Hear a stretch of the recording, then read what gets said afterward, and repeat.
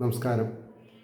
ശ്രീമദ് ഭാഗവതം മൂലം പ്രഭാഷണം ഭാഗം 396 396.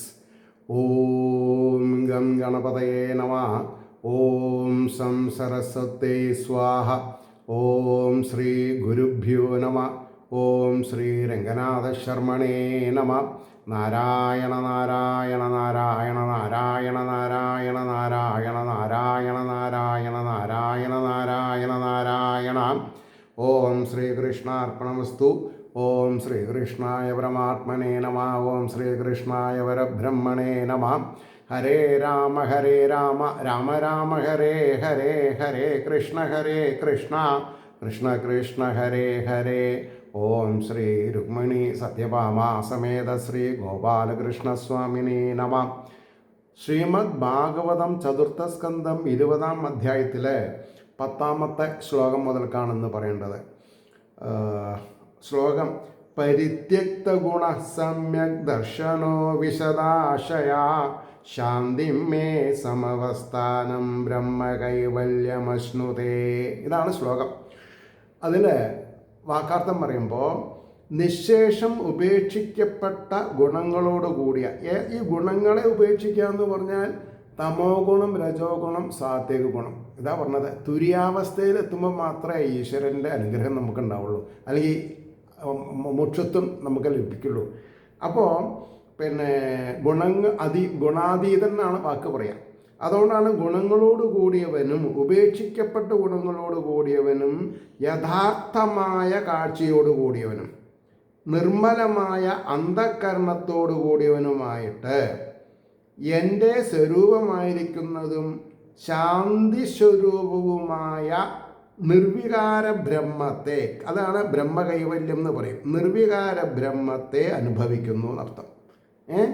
ഇനി അതിൻ്റെ ഭാവാർത്ഥം: മേൽ വിവരിച്ച വിധത്തിൽ അന്ധകരണത്തിന് പരിശുദ്ധി സംഭവിക്കുമ്പോൾ വിഷയാശകൾ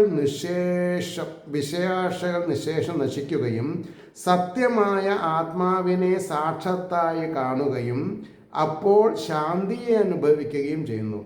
എൻ്റെ സ്വരൂപമായിരിക്കുന്ന നിർവികാര ബ്രഹ്മം തന്നെ അവൻ്റെ സ്വരൂപമെന്ന് അനുഭവം ഉണ്ടാവുന്നു എന്നാണ്. അപ്പോൾ ഒരാളുടെ അനുഭവം വേറെ ആൾക്ക് കൊടുക്കാൻ പറ്റില്ല. ഭാര്യയ്ക്ക് ഭർത്താവായാലും ശരി, ഭർത്താവിന് ഭാര്യയാണെങ്കിലും ശരി, മക്കൾക്കാണെങ്കിലും ശരി, ആചാര്യന് ശ്രോതാക്കൾക്ക് കൂടി മാറാൻ പറ്റില്ല. പിന്നെന്താ ചെയ്യുക? അപ്പോൾ ആചാര്യൻ്റെ കഴിവ് ശ്രോതാക്കളോട് പറയണം, നിങ്ങൾ ഓരോരുത്തരിലും ഉള്ള ചൈതന്യത്തെ നിങ്ങൾ അനുഭവിക്കുമ്പോൾ മാത്രമേ കൈവല്യം വരുള്ളൂ. ഇത് പറഞ്ഞ് മനസ്സിലാക്കിയാൽ ആചാര്യൻ നേരെ സ്വർഗത്തിലേക്ക് പോകും. സ്വർഗത്തിലേക്കല്ല, വൈകുണ്ഠത്തിലേക്ക് പോകും. അത് ഇഷ്ടപ്പെടാത്തത് കൊണ്ടാവാം എല്ലാവരും കാശ് വാങ്ങിയിട്ട് സ്വർഗം വേണ്ട, ഈ നരകം തന്നെ മതി എന്ന് വിചാരിക്കുന്നത്. ഞാൻ അങ്ങനെ വിചാരിക്കുന്ന ആളാണ്. പക്ഷേ അപ്പോൾ അടുത്ത ശ്ലോകം 11: ഉദാസീനം ഇവാധ്യക്ഷം ദ്രവ്യജ്ഞാനക്രിയാത്മനാം കൂടസ്ഥം ഇമം ആത്മാനം യോ വേദ ആപ്നോതി ശോഭനം. അതായത് ദ്രവ്യം എന്ന് പറഞ്ഞാൽ ജ്ഞാനം, ക്രിയ, ആത്മാവ് ഇവയുടെ, ദ്രവ്യം എന്ന് പറഞ്ഞാൽ കാശല്ല, അതാണ് ദ്രവ്യജ്ഞാന ക്രിയാത്മാനം എന്ന വാക്ക്. അപ്പോൾ ദ്രവ്യം എന്ന് പറഞ്ഞാൽ അറിവ് ആരും ലൂട്ടിയില്ല, ക്രിയ കർമ്മം, നമ്മുടെ കർമ്മം വേറൊരാൾ ചെയ്യില്ല, ആത്മാവ് എല്ലാവർക്കും ഉണ്ട്, പരിഭ്രമില്ല, ഇവയുടെ അധിപനായിരിക്കുന്നുവെങ്കിലും വികാരരഹിതനും, ഈ കൂടസ്ഥൻ എന്ന് പറഞ്ഞ എന്താർത്ഥം? വികാരരഹിതനും ഉദാസീന തുല്യനുമായിട്ട്, ഉദാസീനൻ എന്നല്ല പറഞ്ഞത്, ഉദാസീനന് തുല്യമായിട്ടെന്നാണ്. അതായത് എല്ലാറ്റിലും സാക്ഷിയായിട്ടിരിക്കുക. ഈ ആത്മാവിനെ യാതൊരുവൻ അറിയുന്നുവോ അവൻ ശുദ്ധബ്രഹ്മത്തെ, ശോഭനം എന്ന് പറഞ്ഞ എന്താർത്ഥം? ശുദ്ധബ്രഹ്മത്തെ പ്രാപിക്കുന്നു എന്നാണ്.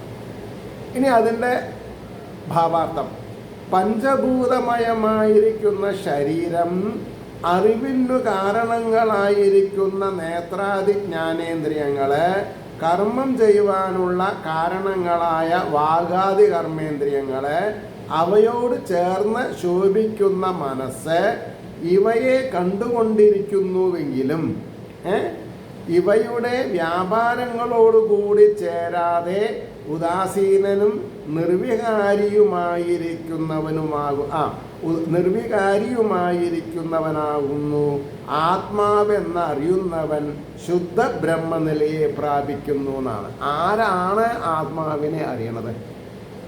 അവർ മാത്രം. ഇനി 12ാമത്തെ ശ്ലോകം ഒരു 4 വരി ശ്ലോക, ശ്രദ്ധിക്കുക. ഭിന്നസ്യ ലിംഗസ്യ ഗുണപ്രവാഹോ ദ്രവ്യക്രിയാകാരകചേതനാത്മന ദൃഷ്ടാസു സംബൽസു വിബൽസു സൂരയോ ന വിക്രിയന്തേ മയി ബദ്ധ സൗഹൃദ. അപ്പോൾ അതിൻ്റെ വാക്കർത്ഥം എങ്ങനെയാണ് വരുന്നത്? ദ്രവ്യം ക്രിയാകാരകം ചേതന, ദ്രവ്യം ക്രിയാകാരകം ചേതന എന്ന സ്വരൂപമായും പരമാത്മാവിൽ നിന്ന് ഭേദിച്ചുമിരിക്കുന്ന ശരീരത്തിന് ഗുണങ്ങളുടെ പ്രവാഹം എന്നറിഞ്ഞിരിക്കുന്ന വിദ്വാൻമാർ എന്നിൽ ബന്ധിക്കപ്പെട്ട പ്രേമത്തോടു കൂടിയവരായിട്ട് ഭഗവാനിൽ ബന്ധിക്കപ്പെടുക. എങ്ങനെ? പ്രേമം. അതാണ് ഡിവൈൻ എന്ന് പറയാൻ കാരണം. അപ്പോൾ എന്നിൽ ബന്ധിക്കപ്പെട്ട പ്രേമത്തോടു കൂടിയവരായിട്ട് ഇഹത്തിൽ കാണപ്പെടുന്ന സമ്പത്തുകളിലും ആപത്തുകളിലും വികാരത്തെ പ്രാപിക്കുന്നില്ല. കാരണം എന്താ? ഈശ്വരൻ അവരെ സഹായിക്കുന്നുണ്ട്. ഈശ്വരൻ്റെ സഹായം എന്ന് പറഞ്ഞാൽ പതർച്ചയില്ലാത്ത ജീവിതം. വാട്ട് മേ കം, അതാണ് ഉദ്ദേശം. ഇനി അതിൻ്റെ ഭാവാർത്ഥം എങ്ങനെയാണ് പറയുന്നത്? ചിത്തശുദ്ധി മൂലം സംഭവിച്ചതായ വിരക്തിയുടെ സ്വരൂപത്തെയും ഫലത്തെയും വിവരിക്കുന്നു. മഹാഭൂതങ്ങള്, ഇന്ദ്രിയങ്ങള്, ഇന്ദ്രിയാധിഷ്ഠാന ദേവതകൾ, ഓരോ ഇന്ദ്രിയങ്ങൾക്കും അധിഷ്ഠാന ദേവതകളുണ്ട്. ആ അധിഷ്ഠാന ദേവതകൾ പ്രവർത്തിക്കുന്നത് അവരുടെ രാജാവായിരിക്കുന്ന രാജാതിരാജനായിരിക്കുന്ന ഈശ്വരനെ ഭയന്നിട്ടാണ്. അപ്പോൾ നമ്മൾ ദേവതകളെന്നല്ല പ്രണമിക്കേണ്ടത്, ഈശ്വരനെ പ്രണമിക്കേണ്ടത്. ഈശ്വരനെ പ്രണമിച്ചു കൊണ്ടിരിക്കുന്ന ആൾക്കാരുടെ മുമ്പിൽ ആജ്ഞാവർത്തികളായിട്ട് ദേവതകൾ നിൽക്കും. അതാണ്. അപ്പോൾ ചിതാഭാസനോട്, ചിതാഭാസൻ എന്ന് പറഞ്ഞ എന്താർത്ഥം? സ്വയം പ്രജ്വലിച്ചു കൊണ്ടിരിക്കുന്ന വാസുദേവ ചൈതന്യം, ചിതാഭാസൻ, ചിത്തിൽ ഭാസിക്കുന്നവൻ എന്നർത്ഥം. അപ്പോൾ ചിതാഭാസനോട് ചേർന്നിരിക്കുന്ന അന്ധക്കരണം, ബുദ്ധി, അഹങ്കാരം, ചിത്ത്, മനസ്സ് അവരെ എന്നിവയുടെ സംഘാതമായി വിളങ്ങുന്ന ശരീരം ആത്മാവിൽ നിന്ന് ഭിന്നമാകുന്നു. ആ ശരീരത്തിനാണ് ഗുണകാര്യമായ ജനന മരണ സ്വരൂപമായ സംസാരം. അല്ലാണ്ട് ആത്മാവിനില്ല. ശരീരത്തിനാണ് മരണം, ആത്മാവിനല്ല. ആത്മാവിന് വികാരമില്ല എന്നറിഞ്ഞിരിക്കുന്ന വിവേകികൾ അപ്പോൾ വന്നും പോയിക്കൊണ്ടുമിരിക്കുന്ന സുഖദുഃഖാദ്യാവസ്ഥകളിൽ വികാരത്തെ പ്രാപിച്ച് നശിക്കുക ചെയ്യണത്. സച്ചിദാനന്ദ സ്വരൂപനായ എന്നിൽ പരമപ്രേമത്തെ എപ്പോഴും ബന്ധിച്ചു കൊണ്ടിരിക്കുന്നത് അവരുടെ സ്വഭാവമാകുന്നു. ആരുടെ? വിദ്വാൻമാർ. ഇനി 13, 14, 15 ഒക്കെ 4 ലൈൻ ശ്ലോകമാണ്.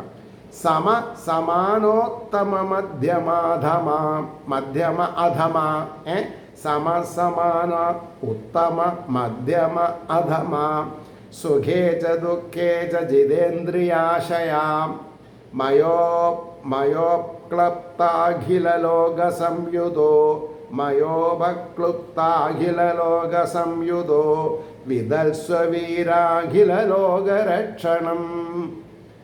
സമർത്ഥ, വീരൻ എന്ന് പറഞ്ഞ എന്താർത്ഥം? സമർത്ഥൻ. സമർത്ഥനാണ് വീരൻ. പറയുന്നു സുഖത്തിലും ദുഃഖത്തിലും വികാരഹീനനും. അതായത് സുഖവും ദുഃഖവും വരുമ്പോഴും വികാരഹീനനായിട്ടിരിക്കുക. അവൻ ആത്മാവിനെ അറിയുന്നുണ്ട് എന്നർത്ഥം. സമാനന്മാരായ ഉത്തമ മധ്യമ അധമന്മാരോട് കൂടിയവനും ജയിക്കപ്പെട്ട ഇന്ദ്രിയങ്ങളോടും അന്ധകരണത്തോടും കൂടിയവനും എന്നാൽ നിശ്ചയിക്കപ്പെട്ടിരിക്കുന്ന സകല ജനങ്ങളോട് ചേർന്നവനുമായിട്ട് സമസ്ത ലോകരക്ഷണത്തെ ചെയ്താലും ലോകത്തിലുള്ള എല്ലാ ജീവജാലങ്ങളോടും പ്രിയമായിട്ട് ജീവിക്കാൻ സാധിക്കണം. ആർക്കേ സാധിക്കുള്ളൂ? എല്ലാവരിലും ആത്മാവ് ഉണ്ടെന്ന് കരുതുന്ന ഒരാൾക്കേ സാധിക്കുള്ളൂ. ഇപ്പോൾ ഒരു യജ്ഞവേദിയിലുള്ള ആചാര്യനെ ഒരു ദിവസം 3 വീട്ടുകാർ ആഹാരത്തിന് ഭിക്ഷയ്ക്ക് ക്ഷണിക്കുകയാണെങ്കിൽ ഈ 3 ആൾക്കാരുടെ നടപ്പ് ഇരിപ്പ് കാണുമ്പോൾ ഉണ്ടാവുന്ന ഒരു തീരുമാനമുണ്ട്. ഇതിൽ ആരാ കേമൻ? അവരുടെ വീട്ടിലേക്ക് പുള്ളു വരും. എന്താ കാരണം? ധനാശ. സാധാരണക്കാരനെ പ്രീതിപ്പെടുത്തതിന് പകരം സമ്പന്നനെ പ്രീതിപ്പെടുത്തിയാൽ രക്ഷപ്പെടാം എന്നുള്ള തെറ്റായ ധാരണ. നേരെ മറിച്ച് ഈശ്വരൻ രൂപം മാറി ഒരു സാധാരണക്കാരനെ പോലെ വന്നിട്ട് ഇയാളെ നിരസിച്ചാൽ ഈശ്വരനെ നിരസിച്ച കൂടുതലായി. അങ്ങനെയാണ് സംഭവിക്കുന്നത്. അതുകൊണ്ടാണ് ശ്രീകൃഷ്ണൻ ദൂതിന് പോയപ്പോൾ ധൃതരാഷ്ട്ര അരമനയിലോ അല്ലെങ്കിൽ ദുര്യോധനാദികളുടെ അരമനയിലോ അല്ല താമസിച്ചത്, വിതുരരുടെ വീട്ടിലാണ്. കാരണം എന്താ? അദ്ദേഹം ഭക്തനായിരുന്നു. ഇതാണ് നമ്മൾ മനസ്സിലാക്കേണ്ടത്. അപ്പോൾ വെറുതെ വായിച്ച് പഠിച്ചാൽ പോരാ, വായിച്ച് ശബ്ദഘോഷം ഉണ്ടാക്കിയാൽ പോരാ, നമ്മുടെ ഉള്ളിൽ തറയ്ക്കണം. അപ്പോൾ നമ്മൾക്ക് മനസ്സിലാവും ഈശ്വരോപാസനയുടെ സുഗന്ധം എന്താണ്. ഇനി അതിൻ്റെ ഭാവാർത്ഥം പറയണം. ഹേ വീര, അങ്ങ് സുഖദുഃഖങ്ങളിൽ സന്തോഷ സന്താപഭാവങ്ങളെ ആശ്രയിക്കാതെയും, ശ്രദ്ധിക്കണം, സുഖം വരുമ്പോൾ തുള്ളിച്ചാടും വേണ്ട, ദുഃഖം വരുമ്പോൾ നഷ്ടബോധവും വേണ്ട, ഈശ്വരൻ്റെ വരപ്രസാദമായിട്ട് കണക്കാക്കുക. അപ്പോൾ സന്തോഷ സന്താപഭാവങ്ങളെ ആശ്രയിക്കാതെയും ഉത്തമന്മാർ, മധ്യമന്മാർ, അധമന്മാർ എന്നിങ്ങനെ ഗുണഭേദങ്ങളാൽ ഭിന്ന സ്വഭാവന്മാരായിരിക്കുന്ന എല്ലാവരിലും സമാനനായും ഇന്ദ്രിയങ്ങളെയും അന്ധകരണത്തെയും സ്വാധീനപ്പെടുത്തിയും കൊണ്ട് എന്നാൽ നിശ്ചയിക്കപ്പെട്ട, ഭഗവാനാൽ നിശ്ചയിക്കപ്പെട്ടിരിക്കുന്ന മന്ത്രിമാർ മുതലായ രാജാംഗങ്ങളോടുകൂടി ചേർന്ന് സകല ലോകത്തെയും വേണ്ടതുപോലെ പാലിക്കുക. അത് തന്നെ സമുചിത കർമ്മം. എന്നാരാ പറഞ്ഞത്? ശ്രീഹരി, സാക്ഷാൽ നാരായണൻ പൃഥുചക്രവർത്തിനെ പറഞ്ഞ് മനസ്സിലാക്കുകയാണ്. 14 ശ്രേയ പ്രജാപാലനമേവ രാജ്ഞോ യൽസാംബരായേ സുഹൃതാൽ ഷഷ്ടമംശം. 16 ഒരംശം. ഹർത്താന്യഥാ ഹൃതപുണ്യപ്രജാനാം അരക്ഷിത കരഹാരോ അഘമത്തി എന്നാണ് പറയുന്നത്. രാജാവിന് പ്രജാരക്ഷണം തന്നെ ശ്രേയസ്. എന്തുകൊണ്ടെന്നാൽ അല്ലാണ്ട് കിട്ടിയതൊക്കെ സ്വിസ് ബാങ്കിൽ കൊണ്ടിടലല്ല. പ്രജാസംരക്ഷണം ചെയ്തവര്. ഇപ്പോൾ ഇന്നലെ ഞങ്ങളുടെ അവിടെ ഒരു വ്യക്തി മരിച്ചു. അദ്ദേഹം കൂലിപ്പണി എടുത്തിട്ടാണ് ജീവിച്ചിരുന്നത്. അപ്പം ഞാൻ അദ്ദേഹത്തിന് നല്ല പരിചയമുണ്ട്. അപ്പം അദ്ദേഹത്തിനെ അറിയുന്ന, വളരെ ക്ലോസ് ആംഗിളിൽ അറിയുന്ന വ്യക്തി എന്നോട് പറയാണ്, ഞാൻ എൻ്റെ പരിമിതമായ ജോലികളൊക്കെ അയാളെ കൊണ്ട് ചെയ്യിപ്പിക്കാറ് പതിവുണ്ട്. എന്തെങ്കിലും നമ്മൾ ഫ്രീ ആയിട്ട് കൊടുത്താൽ അത് എടുത്തോളൂ എന്ന് പറഞ്ഞാൽ അദ്ദേഹം എടുക്കില്ല. നിങ്ങൾ തന്നാൽ ഞാൻ കൊണ്ടുപോകാമെന്നേ പറയുള്ളൂ. എത്ര ഉദാത്തമായിട്ടുള്ള ഒരു കണ്ടന്റഡ് മാനറാണ് അദ്ദേഹത്തിൻ്റെ എന്നുള്ളത് പുരാണങ്ങൾ പഠിച്ചവർക്ക് അറിയുള്ളൂ. ഒരു വ്യക്തി ഒരു സാധനം കൊണ്ടുപോയിക്കോളൂ എന്ന് പറഞ്ഞാൽ ശരി, പറഞ്ഞതിനേക്കാൾ ജാസ്തി എടുത്ത് കൊണ്ടുപോയാലും ചിലപ്പോൾ അതിൻ്റെ ഉടമസ്ഥന്മാർ അറിയില്ല. പക്ഷെ മനസ്സാക്ഷി പണ്ടൊന്നുണ്ട്. അപ്പോൾ വേറൊരുത്തിൻ്റെ മുതൽ നമ്മൾ എടുക്കല്ല വേണ്ടത്, അവർ തരുമ്പോൾ നമ്മൾ അതിനെ സ്വീകരിച്ച് കൊണ്ടുപോവുക. അപ്പം ഞാൻ പല കാര്യത്തിനും ഈ സാധനങ്ങൾ കൊടുക്കുമ്പോൾ ഈ മരിച്ച വ്യക്തിയുടെ മഹത്തരമായ ആദർശങ്ങൾ വിവരിക്കുന്ന ആളുടെ വീട്ടിൽ പോകുമ്പോൾ ഒക്കെ ഈ ആൾ അവിടെ ഇരുന്ന് എന്തെങ്കിലും കഴിക്കുന്നുണ്ടാവും, ചായയോ എന്തെങ്കിലുമൊക്കെ കഴിക്കുന്നുണ്ടാവും. എന്നെ കണ്ടാൽ നീച്ച് നിൽക്കും. അദ്ദേഹം ഭയങ്കര മര്യാദയുള്ള ആളാണ്. എന്നെ കണ്ടോണ്ടല്ല, ഞാനൊരു ആചാര്യൻ എന്നുള്ളത് അറിയുകയായിരുന്നു, അത്രയേ ഉള്ളൂ. അപ്പോൾ ഞാൻ പറയും ഇരിക്കൂ. അപ്പം ഇത് പറയാൻ കാരണം എന്താ, ഈ ഇഹലോകത്തും പരലോകത്തും ധാർമ്മികമായ കാര്യങ്ങളാണ് വിലക്കെടുക്കുക. അപ്പോൾ ഒരു വ്യക്തി മരിച്ചാൽ ആ വ്യക്തിയുടെ കറകളഞ്ഞ സ്വഭാവ വൈദഗ്ധ്യത്തെ പാലാട്ടുന്ന ആൾക്കാരെ സൃഷ്ടിക്കുക എന്നുള്ളതായിരിക്കണം നമ്മുടെ ഓരോരുത്തരുടെയും ചുമതലകൾ. അപ്പോൾ രാജാവിൻ്റെ പ്രജാരക്ഷണം തന്നെ ശ്രേയസ്. എന്തുകൊണ്ടെന്നാൽ പരലോകത്തിൽ സുഹൃതത്തിൽ നിന്നും 16 ഞാൻ 6 കേട്ടോ, ഷഷ്ടം മറ്റ് ഷോഡശ ആചാരങ്ങൾ എന്ന് പറയുമ്പോഴാണ്. അപ്പോൾ 6 ഭാഗം ഹരിക്കും.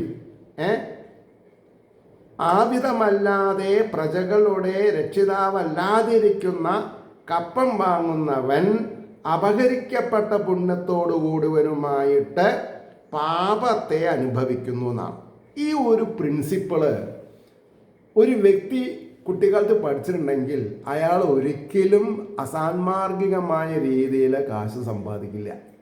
വളരെ ശ്രദ്ധിച്ച് മനസ്സിലാക്കേണ്ട കാര്യമാണത്. ഞാനിതിവിടെ എന്താണെന്ന് പറയാം, പിന്നെ പേജ് നമ്പർ 395 ഞാൻ എഴുതി വയ്ക്കാം. കാരണം വളരെ ആവശ്യമുള്ളതാണ്. 395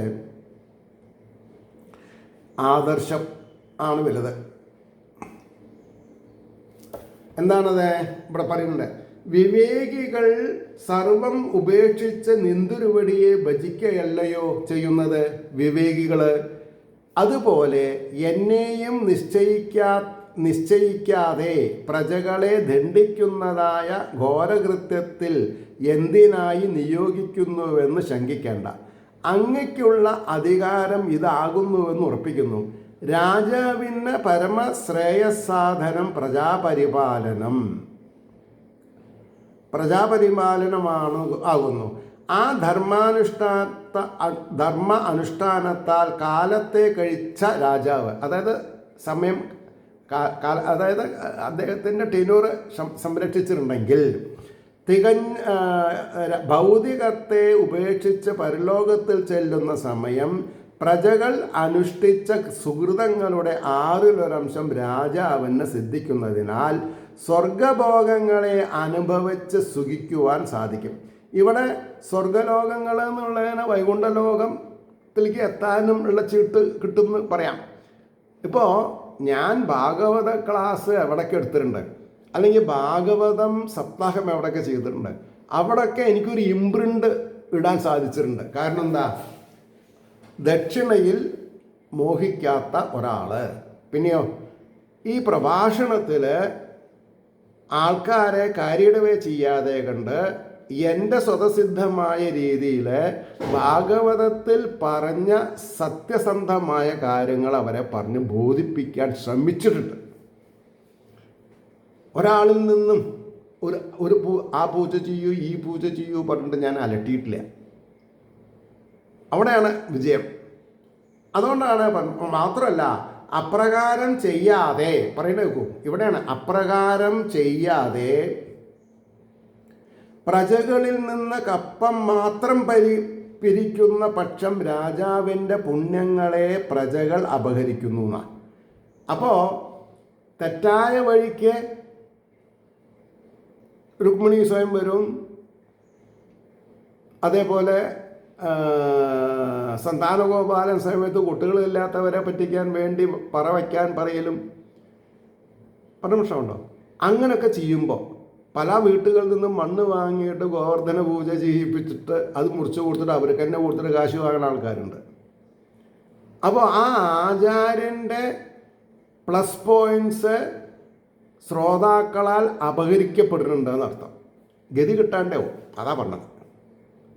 അതുകൊണ്ട് രാജാവിൻ്റെ പുണ്യങ്ങളെ പ്രജകൾ അപഹരിക്കുന്നു, രാജാവിൻ്റെ പാപം മാത്രം അവശേഷിക്കുന്നു. അതിനാൽ നരകത്തിൽ പരമദുഃഖം അനുഭവിക്കേണ്ടി വരും. അതുകൊണ്ട് സ്വധർമ്മത്തെ പരിപാലിക്കുന്നത് സമുചിതമാകുന്നു.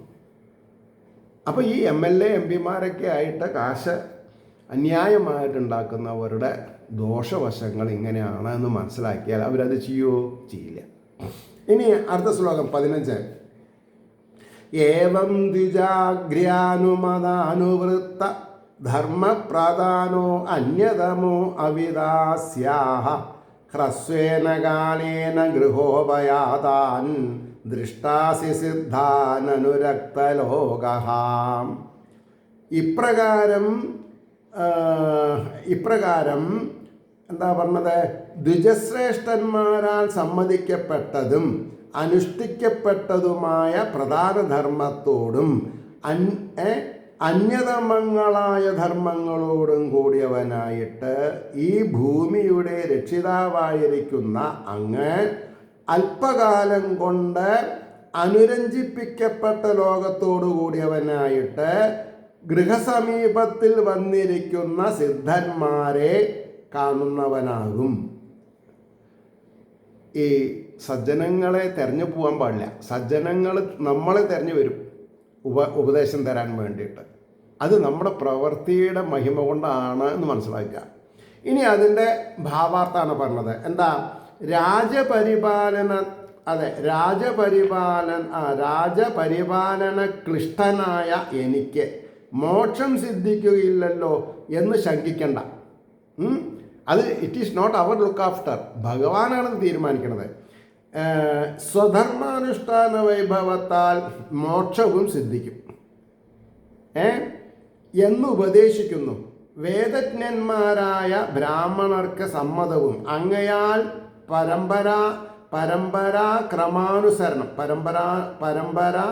ക്രമാനുസരണം അനുഷ്ഠിക്കപ്പെട്ടതുമായ പ്രജാപരിപാലന സ്വധർമ്മത്താൽ അന്യങ്ങളായ അർത്ഥകാമങ്ങളെന്ന പുരുഷാർത്ഥങ്ങളും സാധിക്കും. പ്രജകൾ അങ്ങയിൽ അനുരക്തന്മാരായി ഭവിക്കുകയും ചെയ്യും. ഒരു രാജാവിന് ഏറ്റവും വലിയ ശ്രേയസ് പ്രജകൾ രാജാവിനോട് അനുരക്തന്മാരായിട്ടിരിക്കുക എന്നുള്ളതാണ്. അപ്പോൾ അങ്ങനെ ഭൂമിയുടെ പാലകനായിരിക്കുന്ന ഭവാൻ ഏറെ താമസിയാതെ തന്നെ സ്വരാജധാനിയുടെ സമീപത്തുള്ള ഉപവനത്തിൽ വന്നിരിക്കുന്ന സിദ്ധന്മാരായ സനൽകുമാരാദികളെ കാണും. അതായത് ഭഗവാൻ അനുഗ്രഹിക്കുകയാണ്. സനൽകുമാരാദികൾ തനിക്ക് നിങ്ങൾക്ക് ബ്രഹ്മോപദേശം ചെയ്യും. നിങ്ങൾക്ക് നേരെ സ്വർഗത്തിലേക്ക് എത്താം, വൈകുണ്ഠത്തിലേക്ക് എത്താം. ഞാനിപ്പോൾ സംഗ്രഹിച്ച് ഉപദേശിച്ചതായ, അതായത് ഈശ്വരൻ, വിഷ്ണു എന്നർത്ഥം, അല്ലെങ്കിൽ നാരായണൻ. ഞാനിപ്പോൾ സംഗ്രഹിച്ച് ഉപദേശിച്ചതായ മോക്ഷധർമ്മത്തെ അല്ലേ അവർ വിസ്തരിച്ച് ഉപദേശിക്കും. അതിനാൽ മോക്ഷവും സിദ്ധിക്കുമെന്ന് താല്പര്യം. അപ്പോൾ എപ്പോഴെങ്കിലും പൃഥുചക്രവർത്തി ഭഗവാനോട് എനിക്ക് മോക്ഷം വേണമെന്ന് പറഞ്ഞോ? ഇല്ല. ഭഗവാൻ ബ്രഹ്മാവ് പറഞ്ഞത് കേട്ട് പാഖണ്ഡന്മാരെ സൃഷ്ടിച്ച് ഇദ്ദേഹത്തിൻ്റെ 100ാമത് അശ്വമേധയാഗത്തെ തടഞ്ഞ ഇന്ദ്രനോട് സൗഹൃദത്തിലാവാൻ വേണ്ടി, രഞ്ജിപ്പിക്കാൻ വേണ്ടിയിട്ടാണ് പറഞ്ഞത്. അത് ശരിയെന്ന് പറഞ്ഞു. അതിൽ സംപ്രീതനായിട്ടാണ് ശ്രീമൻ നാരായണമെന്ന് ഇദ്ദേഹത്തിന് നേരിട്ടിട്ട് അനുഗ്രഹിക്കുന്നത്. ഇതൊക്കെ നമ്മുടെ മനോഗതിയിലുണ്ടായാൽ നമ്മൾ തെറ്റുകൾ ചെയ്യോ? ഇല്ല. 16 വരം ച മൽക്കം ച നമാനവേന്ദ്ര വൃണീഷ്വ തേ അഹം ഗുണശീലയന്ത്രിത ന അഹം അഖേർവേ സുലഭസ്തവോഭിര്യോഗേന വായൽ സമചിത്തവർത്തി. ഇതാണ് ശ്ലോകം. മനുഷ്യോത്തമ, ഉത്തമൻ ഭഗവാനാണ് പറഞ്ഞത്. മനുഷ്യോത്തമ, ഞാൻ അങ്ങയുടെ ഗുണങ്ങളാലും സ്വഭാവത്താലും വശീകരിക്കപ്പെട്ടവനാകുന്നു. ഭഗവാനെ വശീകരിക്കത്തക്ക വിധായ ശ്രേഷ്ഠത നമ്മളിൽ ഉണ്ടായാൽ രസം ആലോചിച്ച് നോക്കൂ. എന്നിൽ നിന്ന് ഇഷ്ടമുള്ള വരത്തെ വരിച്ചാലും സമചിത്തത്തിൽ വസിക്കുന്ന സ്വഭാവത്തോടു കൂടിയ ഞാൻ യാഗങ്ങൾ കൊണ്ടോ തപസ്സുകൾ കൊണ്ടോ യോഗം കൊണ്ടോ സുലഭനല്ല. ഇതറിഞ്ഞാൽ പിന്നെ യജ്ഞവേദിയിൽ നമ്മൾ തൂശാലിട്ടിട്ട് പിന്നെന്താണെന്നാ പറയുക, ഐക്യമക്ത സൂക്തോ ഭാഗ്യസൂക്തോ അല്ലെങ്കിൽ എന്താണെന്നാ പറയുക, എനിക്കറിയില്ല. ശ്രദ്ധിക്കേണ്ട കാര്യമെന്ന് മാത്രമേ എനിക്ക് നിങ്ങളോട് പറയുള്ളൂ. ഇനി അതിൻ്റെ ഭാവാർത്ഥാണ് പറഞ്ഞത്. മനുഷ്യവർഗത്തിൽ ഉത്തമനായിരിക്കുന്ന ഹേ രാജശ്രേഷ്ഠ, ഞാൻ അങ്ങയുടെ ശാന്തിത അന്ത്യാദി ശ്രേഷ്ഠ ഗുണങ്ങളും നിഷ്പക്ഷപാത സ്വഭാവവും നിമിത്തം പ്രസന്നനായിരിക്കുന്നു. അപ്പോൾ നമ്മൾ ഈ ഡിസ്ട്രിക്ട് മജിസ്ട്രേറ്റ് കോർട്ടിൽ, മുനിസിപ്പൽ മജിസ്ട്രേറ്റ് കോർട്ടിൽ, ഹൈക്കോർട്ടിൽ, സുപ്രീം കോർട്ടിലൊക്കെ പക്ഷപാതമായിട്ട് വെർഡിക്റ്റ് കൊടുത്താത്ത സ്ഥിതി എന്താവും ആലോചിച്ച് നോക്കൂ. അപ്പോൾ യാഗകർമ്മങ്ങൾ കൊണ്ടോ തപസ് കൊണ്ടോ യോഗം കൊണ്ടോ എന്നെ പ്രാപിപ്പാൻ എളുതല്ല. സമസ്വഭാവമുള്ള ചിത്തത്തിൽ വസിക്കുന്നത് എൻ്റെയും സ്വഭാവമാകുന്നു. സമചിത്തനായ അങ്ങയാൽ വശീകരപ്പെട്ട എന്നിൽ നിന്ന് ഇഷ്ടമുള്ള വരം വരിച്ചുകൊള്ളുക. ഇതാണ് പറയേണ്ട താല്പര്യം. മൈത്രേയ ഉവാച. അപ്പോൾ ആ ഇൻസിഡൻ്റ് അവിടെ കഴിഞ്ഞു. ഇനി മൈത്രേയർ ഇവരോട് എന്താ പറഞ്ഞത്? 17ാമത്തെ ശ്ലോകം. സയുദ്ധം ലോകഗുരുണാ വിശ്വക്സേനേന വിശ്വജിത് അനുശാസിത ആദേശം ശിരസാ ജഗൃഹേ ഹരേ. സർവലോകങ്ങൾക്കും സ്വ ആജ്ഞയെ പ്രബലപ്പെടുത്തിയിരിക്കുന്ന ലോകഗുരുവിനാൽ ശ്രീനാരായണനാൽ ഇപ്രകാരം അനുശാസിക്കപ്പെട്ട ലോകത്തെ ജയിച്ചിരിക്കുന്ന പൃഥുചക്രവർത്തി ഹരിയുടെ ആദേശത്തെ ശിരസ് കൊണ്ട് ഗ്രഹിച്ചു, തലച്ചോറ് കൊണ്ട് ഗ്രഹിച്ചു നഷ്ടം. പറഞ്ഞോ? അതിൻ്റെ ഭാവാർത്ഥം മൈത്രേയർ പറഞ്ഞു. ബ്രഹ്മാദിദേവന്മാരാൽ പൂജ്യനും സർവത്ര സ്വ ആജ്ഞയെ നടത്തുന്നവനുമായ ഭഗവാൻ ഇപ്രകാരം ഉപദേശിച്ചു. സ്വശക്തിയാൽ ഭൂലോകം മുഴുവനും സ്വാധീനപ്പെടുത്തിയിരിക്കുന്ന പൃഥുചക്രവർത്തി ഹരിയുടെ ആ കൽപ്പനയെ ബഹുമാനപൂർവം സ്വീകരിച്ചു എന്നായി. 18 എന്താ? സ്പൃശന്തം പാദയോ പ്രേംണ വ്രീഡിതം ശേനകർമ്മണ ശതക്രതും പരിഷജ്യ വിദ്വേഷം വിസസർജഃ. പറയണു, സ്വവ്യാപാരത്താൽ, സ്വന്തം വ്യാപാരത്താൽ, അതായത് രാജാവ് എന്നുള്ള നിലയ്ക്ക് പൃഥുചക്രവർത്തി എന്തൊക്കെ ചെയ്യണോ അതാണ് അദ്ദേഹത്തിൻ്റെ സ്വവ്യാപാരം. ലജ്ജിച്ചിരിക്കുന്നവനും പ്രേമത്തോടുകൂടെ പാദങ്ങളിൽ സ്പർശിക്കുന്നവനുമായ ഇന്ദ്രനെ ആലിംഗനം ചെയ്തിട്ട് മത്സരത്തെ ഉപേക്ഷിച്ചു. ആശ്ചര്യം. ആര്? പൃഥുചക്രവർത്തി. അതാണ് ഇതിൻ്റെ നാരായ വേര്. ആരോടാണോ മത്സരം, ആര് കാരണമാണ് മത്സരം, അവരെ സ്വന്താക്കുക. ഇനി അതിൻ്റെ ഭാവാർത്ഥം പറഞ്ഞ് നമുക്ക് നിർത്താം.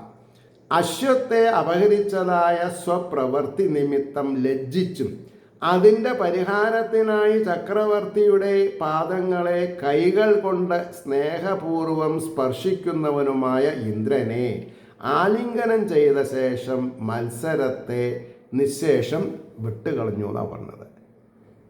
ഇതിനെല്ലാം കാരണക്കാരനായിരിക്കുന്ന ശ്രീഹരിയുടെ, ശ്രീമൻ നാരായണൻ്റെ, മഹാവിഷ്ണുവിൻ്റെ, ശ്രീകൃഷ്ണൻ്റെ, ശ്രീരാമൻ്റെ അനുഗ്രഹാശിസ്സുകൾ നമ്മൾക്ക് എല്ലാവർക്കും സദാസമയത്തും ഉണ്ടാവട്ടെ എന്ന് ആഗ്രഹിക്കുന്നതിനോടൊപ്പം ലോകാ സമസ്ത സുഖിനോ ഭവന്തു ആയിരിക്കട്ടെ നമ്മുടെ പ്രാർത്ഥന എന്ന് സ്മരിച്ചുകൊണ്ട് വാക്കുകൾ ഉപസംഹരിക്കുന്നു. നമസ്കാരം. നാളെ കാണാം.